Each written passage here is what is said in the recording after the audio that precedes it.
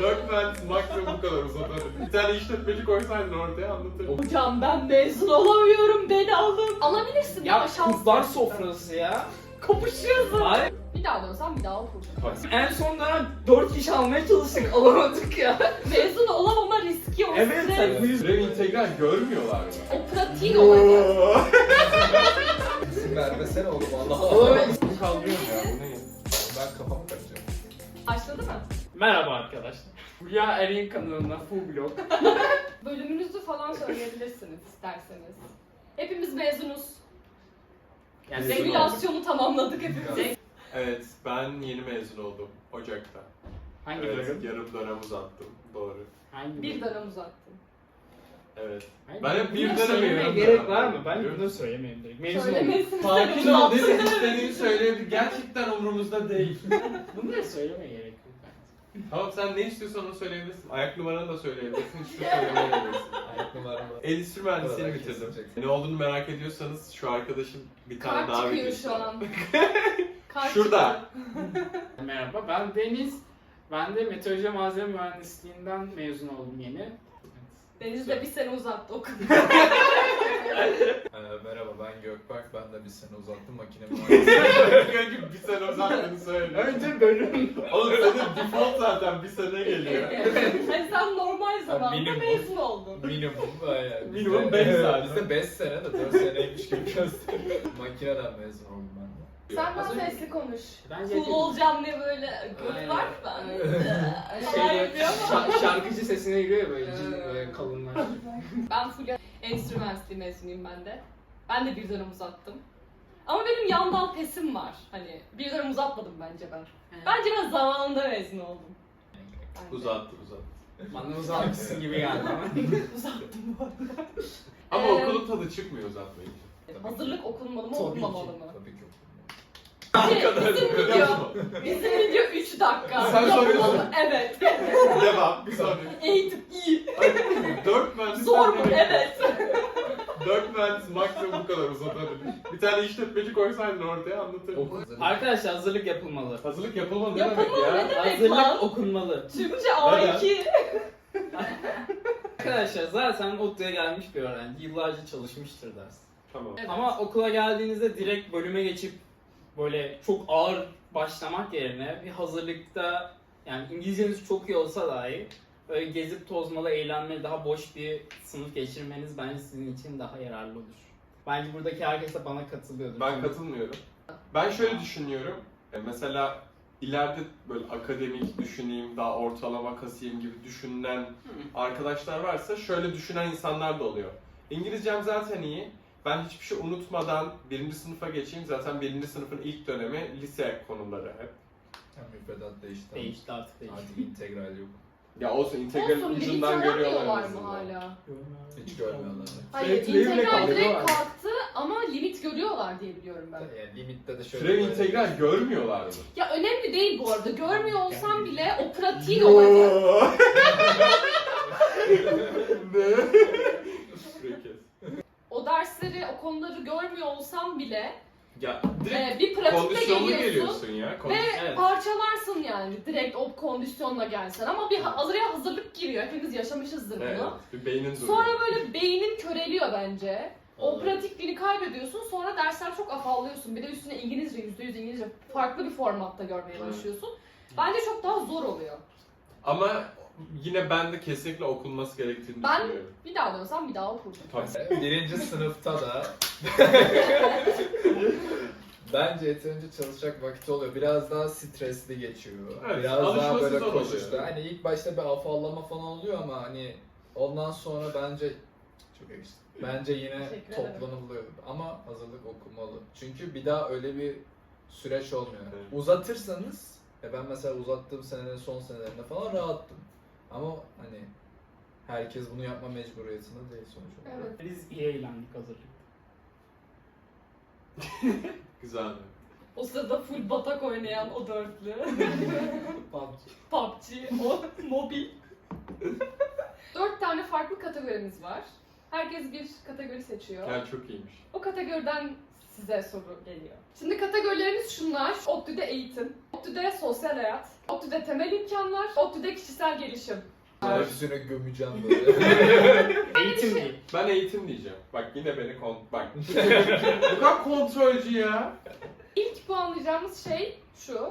ODTÜ'deki eğitim kalitesi. 10 en iyi, 0 en kötü.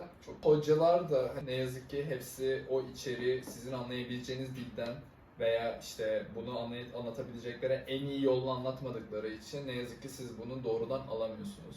Üstüne çok fazla emek harcamanız da gerekebiliyor. O yüzden bu aldığınız hocaya da çok bağlı oluyor. Ama hani kağıt üstüne bakarsanız donanım olarak evet hani çok fazla şey var. Muhtemelen başka okulda bu kadar detaylı bulamazsınız ama dediğim gibi hocasına çok bağlı. Ben o yüzden 7 diyorum. Yani Aldığımız eğitimi diğer okullarla kıyaslayamam. Ben kıyaslayacağım şimdi birazdan çatır çatır. Daha önce bulunduğum stajlardan, işte mezun olduktan sonraki 4-5 aylık çalışma hayatından birkaç örnek bakacak olursak genel olarak Türkiye standartlarında çok iyi yerlerde aslında eğitimimiz. Ama biz kendi içimizde eğer onu yorumlarsak benim de tabii ki bazı hocalarımdan hiç verim alamadığım, hiç iyi anlamadığım dersler oldu. Oturup günlerce çalışıp ya burada ne diyor ya bir türlü anlayamıyorum dediğim birçok şey oldu. Muhtemelen 6 falan derdim ama dış dünyayı gördükten sonra 9 bile diyebilirim yani. Ben de 7 veya 8 civarı derim. Çünkü ODTÜ'de şey mantığı var. Hocalarınız size dersi öğretmiyor. Sizin öğrenmeniz lazım aslında. Siz aslında öğrenmeyi öğreniyorsunuz gibi ve bunun üzerine çalışıyorsunuz değil mi? Evet. Yani bize diyorlar ki git öğren, yap, gel sonra bizi puanlıyorlar. Her bölümde de çok iyi hocalarım da oldu benim, çok kötü hocalarım da oldu. Ama yani hocalarımın hepsi gerçekten çok bilgili insanlar, ondan eminim. Yani hiç sevmediğim bir hoca da olsun veya işte derslerini kötü anlatan bir hoca da olsun, hepsinin çok bilgili olduğuna eminim ve çok zeki insanlar da olduğuna eminim. ben bunu Ve öğrencilere yardımcı olmaya çalışıyorlar şey konusunda. Ama Çok iddialı. ya bizim bölüm için konuşuyorum. Makinacılar ayrı. O masum gülümseme böyle yardımcı olmaya çalışıyorlar. kırba. Bölümden bölüme çok değişiyor.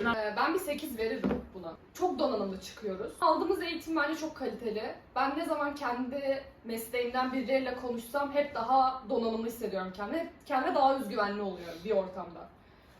Yeterli hissediyorum yani ben kendimi. Bir şeyden eksik kaldığımı hiç düşünmüyorum mesela eğitim olarak.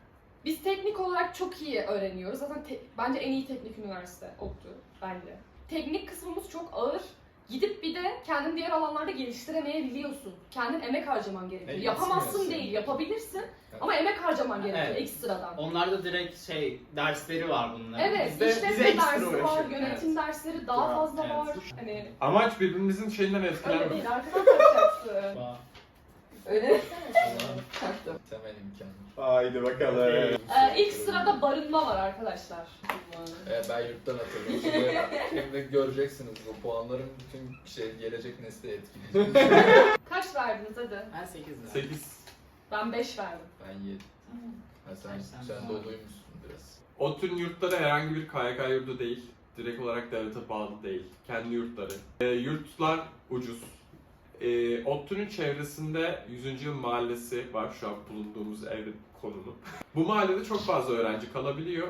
Evlerde öğrencilere bence uygun evler. Sadece fiyatları ekonomiden dolayı şu an artmış durumda. Ama yani yine İstanbul'la vesaire kıyasladığınızda yine çok daha ucuza kalabileceğiniz evler bulunmakta. Okulda çok fazla öğrenci var. Bu zaten genel bir problem. Ona bağlı yurt sayısı az. Hani daha çok öğrenci yurtta kalabilirdi eğer daha çok yurt olsaydı. Hani yetmiyor muhtemelen. Kendi yemekhaneleri yok yurtların. Öyle bir sıkıntısı var. 2 kişilik, 4 kişilik yurtlar var. Bence inanılmaz kötü yurtlar değil yani. Gayet yaşanılabilir yurtlar. KYK olmadığı için yurda girişler sınırı 12 ama 12'den sonra da girdiğiniz zaman böyle sizin aileniz arayıp şey yapmıyorlar. Size kendinizle muhatap oluyorlar yani. Mutfaklarımız var. KYK'larda o yok bir de. ODTÜ'nün mutfak yani Yok mu? yok Ha, KYK'larda ben bunu mutfak. bilmiyorum. Yemekhanesi de yürüme mesafesinde ve her şeye yakın. Yani gidip sizi şehrin başka bir ucundaki bir yurtta kalmıyorsunuz başka okullardaki gibi. Direkt ben bölüme gitmem 10 dakika, yemekhaneye gitmem 10 dakika, Mesela kapalı yüzme havuzuna gitmem 2 dakika. Direkt yurdun yanı. Hani ben İzmir'den gelmiştim. Hani ilk başta ben 3 hafta kadar falan dışarıda kalmak zorunda kaldım. Hani hemen öyle ya çok kötü bir derecem yoktu ama hani direkt çıkmamıştı.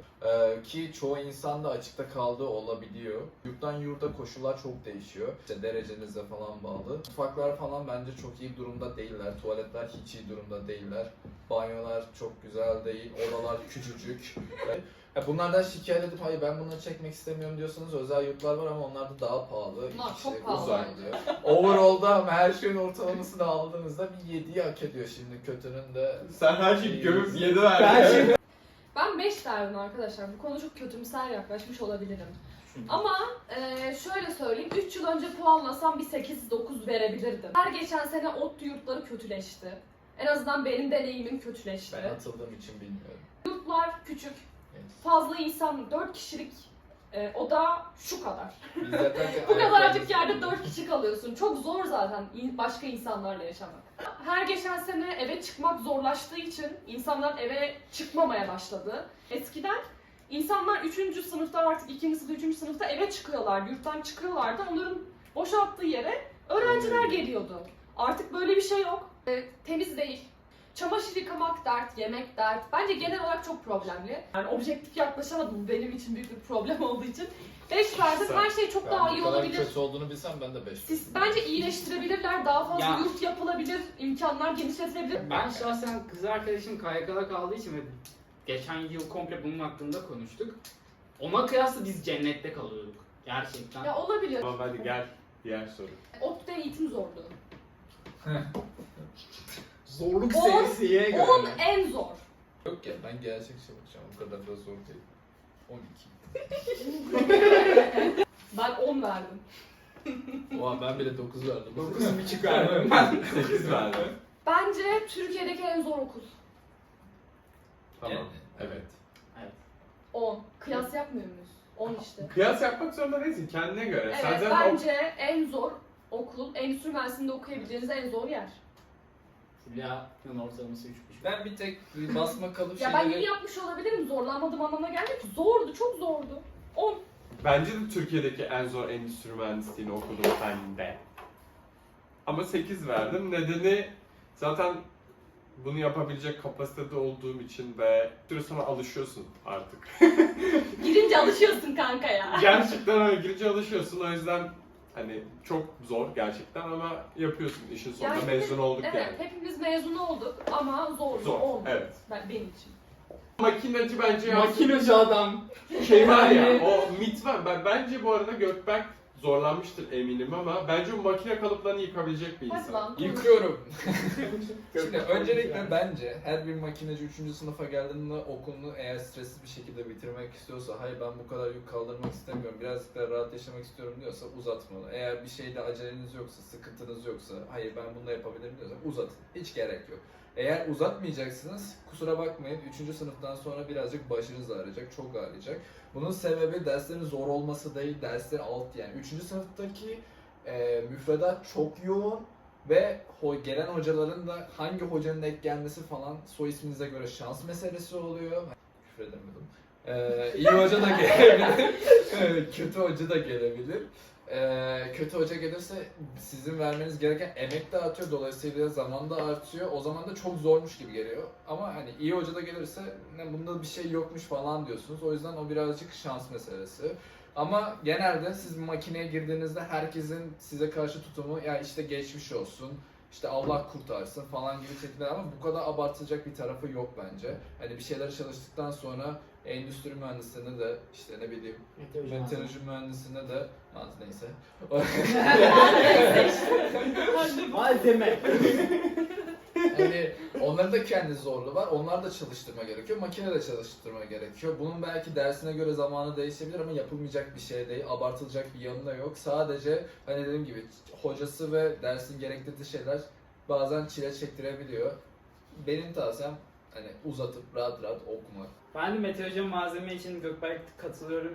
3. sınıfta aynı şekilde 3. sınıftan sonra çok manyak şeyler oluyor. 3. sınıfa başlarken. 3. sınıfa başlarken. Aynen, başlarken. 3 ve 4. Yani çok ayrı birden. Evet, üniversitede genel olarak yani bizim üniversitemizde özellikle 3. sınıf ve sonrası. Bir de Çok zor. hocaları yani sorulardan daha ziyade soruların cevapları zor. Çünkü yani siz doğru cevap verdiğinizi düşünüyorsunuz. Ben gerçekten doğru cevap verdiğim sınavlar var. Yani hocanın söylediği aynı şeyi yazdığım sınavlar var. Ve bana 10 üzerinden 2,5 verdiği var hocanın. Neden diye sordum. Birisine dedi ki çok uzun yazmışsın. Sonra başka bir sınavda kısa yazdım. Dedi ki çok kısa yazmışsın. Aynı hoca. Bu şekilde.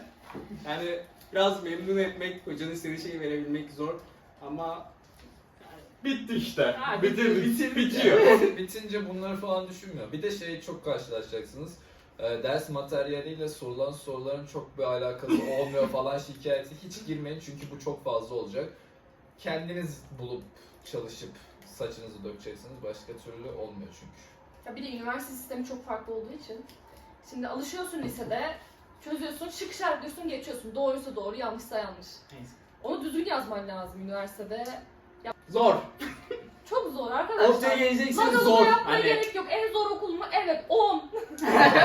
ODTÜ'de pahalılık. Dışarıya oranla bence ODTÜ çok ucuz. Şu bir tane İstanbul oranla da çok ucuz. pizza yapan yer var ya. Altan. O kadar saçma git. Sakın gitmeyin bu arada. İnşallah Altan'a gitmeyin abi. Oğlum çok pahalandı bu. Ya böyle incecik bir hamur üstünde 2 gram Altan yağ abi var. video izliyorsan kusura bakma abi. Lavaş üstüne 2 sucuk koyuyorsun. Kaç lira olduğunu 300 lira bilmiyorum. 500 lira istiyorum. Defol Allah aşkına. yani yurt kantinleri falan İyi. Çok dışarıya uygun. göre daha Bölüm ucuz. kantinleri de iyi. Çatı Pahalı değil ya. yaparsın. Bu ekonomide çok iyi bence. Bence de yine. ya. Ulaşım. Ulaşım. Linkler yetersiz. Her geçen sene daha da kötü oluyor. Sadece iyi bir yanı okulun içine halk Otobüs, evet. otobüsü giriyor. Yani Kızılay'a işte yani Ankara'nın Ankara'nın önemli noktalarına merkezine gidiyor. çok rahat gidebiliyorsun. Evet. Ve bunu okulun içinden binebiliyorsunuz ve öyle hani şey de değil. Yani sık geçiyor. En azından ringlere nazaran. En azından bu arkadaşlarım biraz daha yakın oturuyorlar. Ben birazcık daha uzak oturuyorum. Metro ile gelip gitmek zorunda kalıyorum ve bazen otostop çekmem gerekiyor. Ringler daha Dolu nadirleştiği ve dolu olduğu için bazen binemiyorum. Eskiden daha iyiydi tabii ama bu insanların vicdanına bağlı bir şey. Yani niye almıyorsun diyemezsin sonuç olarak. Ben hazırlıkta her gün derse otostopla gidiyordum. Evet. 5 gün herkes duruyordu çünkü çok rahat gidiyordum yani. Evet, o Artık kültür öyle biraz değil, zor. artık dakikalarca bekliyorsun bazen gece soğukta almıyorlar yani. Hani bu biraz kültür. Yağmur yağarken almıyorlar. Ya evet bu birazcık insan. Otostop alın arkadaşlar. İnsaniyeti. Ayıp. İzleyen varsa arabası olan alın şu öğrencileri. Zaten cebelleşiyoruz hayatla. ODTÜ'nün bir kapısında direkt metro var. Ha evet. Adı metro. Adı ODTÜ. Aynen ODTÜ direkt metrosu. ODTÜ metrosu durağı. var. O belki Oralardan taksi okulun bilmiyorum. merkezine gelmek zaten sıkıntı. Ha, Ringe aynen. binmen gerek, ringler dolu olabiliyor. Daha Dolu Daha az mu? Dolu olabiliyor. olur mu ya? derse giderken çok dolu Ha. oluyor. Yani yurtlar bölümlere yakın.